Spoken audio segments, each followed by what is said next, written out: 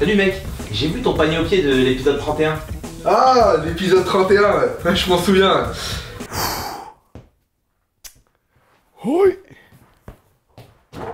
J'étais super impressionné et j'aimerais vraiment que tu me prennes comme élève. D'accord, bah écoute, on va voir ce que tu vaux. Ouais, ok, ouais, bah c'est bon, je te prends, hein. Eh, reviens la semaine prochaine du coup.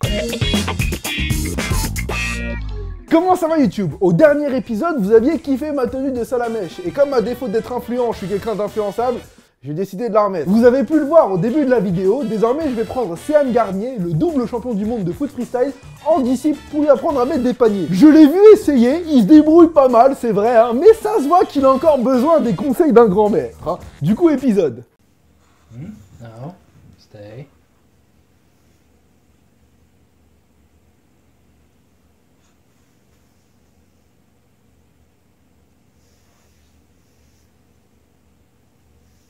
D'accord, donc le maître a caché une croquette et il va falloir que le chien devine où elle est. Mais bon, là, c'est quand même assez évident.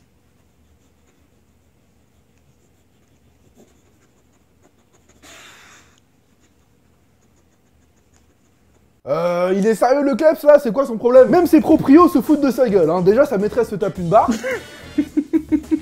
Puis regarde le titre qu'elle a mis à la vidéo. Heureusement qu'elle est belle. Oh, ça se fait pas de mentir, elle est pas belle. Regarde sa gueule. On dit que les yeux sont le reflet de l'âme, bah moi je te le dis, là elle a pas d'âme. Je suis tombé sur le spectre des couleurs que peut percevoir un chien, c'est un délire. Pour un chien, un Pikachu c'est un Pikachu, un Bulbizarre c'est un Pikachu, un Salamèche c'est encore un Pikachu. Du coup on comprend que pour elle les deux derniers gobelets sont de la même couleur, sauf que là ton maître te montre où il met la croquette, et ensuite si t'arrives pas à t'en rappeler, tu peux au moins la sentir, sauf que même là c'est raté. Regarde, elle soulève le bon gobelet, elle aurait dû la sniffer la bouffe.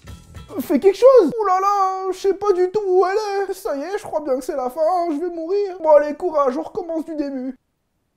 Mais c'est la chienne la plus pétée de l'histoire. Elle ne peut pas être chien d'aveugle parce qu'elle ne voit pas. Elle ne peut pas être chien douanier pour la drogue parce qu'elle ne sent pas. Au Pôle emploi des chiens, elle aurait trouvé aucun travail. Elle a rien à faire en tant que chienne en fait. Ça aurait dû être un chat, juste bon à être caressé. À quoi elle sert? Elle sait seulement obéir. Ah bah si, je suis con, elle peut faire l'armée. Bah ouais, mais réfléchis Kevin. Alors, pour cette vidéo, j'aimerais vous la présenter de manière un petit peu spéciale. Hein. Voici Gaston, mon miroir. C'est parti. Hi there, I wanted to quickly show you guys this mirror that I built. Now, I mentioned that I wanted to build a mirror that you can interact with, and so to begin this demonstration, let's play some music. And to do so, all you need to do is simply tap on the play button. Real simple. Now, if I wanted to control the volume, all that I would have to do is hold up 2 fingers up against the mirror and slide my fingers up or down. So this allows me to control the temperature in my apartment. Ouais, peut-être que ton miroir, il a des applications, il fait tablette et tout. Mais Gaston, là, crois-moi bien que... Et puis c'est quoi ces reflets verts dans tes lunettes, là? T'aurais pas essayé d'incruster des effets spéciaux avec un fond vert, toi, des fois, hein? Explique-nous. Again, so that's just the way my glasses are built. Mais il a réponse à tout, lui, c'est pas possible. Oui, c'est stylé, mais tu vas vraiment commercialiser ça, hein? Déjà, qui règle la température de son appart si souvent qu'il a besoin d'une appli sur son miroir? Moi, j'ai un thermostat à la maison, je le règle une fois en hiver et je l'étends en été, c'est tout. En plus, avec toutes les empreintes de doigts et traces de dentifrice qu'il y aura dessus, tu nettoies une fois ton miroir, tu dérègles tout ton appart. C'est une galère. C'est comme si j'avais un canapé qui faisait télécommande et à chaque fois que je bouge une fesse, ça change de chaîne. Et puis, il ose dire que ce miroir fait gagner du temps parce que tu peux commander un Uber.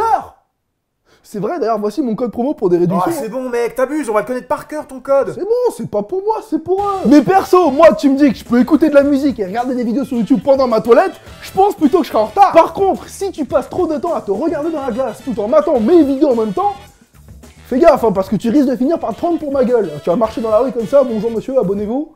Comment ça va YouTube? Ouais, je fais ça. Ouais. Et comme toute chose qu'on peut acheter, il y en a qui vont forcément jeter ce miroir sans trier dans la nature. Putain, mais comment on règle la température sur cette merde? Attention, voici une start-up américaine très prometteuse créée par des étudiants du MIT. My name is Thomas, and this is Navid. We are inventors in the Lemelson MIT Student Prize Competition. Incroyable, bravo.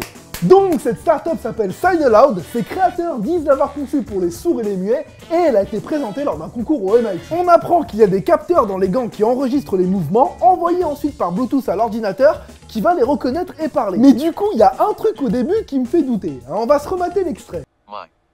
My name is Thomas.